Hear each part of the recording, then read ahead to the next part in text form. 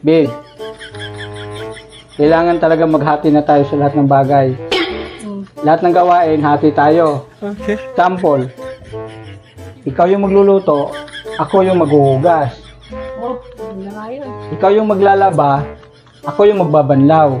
Ikaw magsasampay, ako magpaplantsa. Okay ba sa'yo yan? Siyempre naman eh. Hindi na nga yun eh. Okay. Tulungan, di ba? Oo. Umpisa ngayon. Effective na ngayon yun, ha? Ngayon mismo? Oo, effective ngayon yan. Lahat ng bagay, hati tayo. Okay. A few moments later. Oh, Ano yan? parcel. Parcel ko. Ako nag-order. Ikaw magbayad. Di ba? Sabi mo, hati tayo. Ganon? Oo, sabi mo yun eh. Effective na yun eh.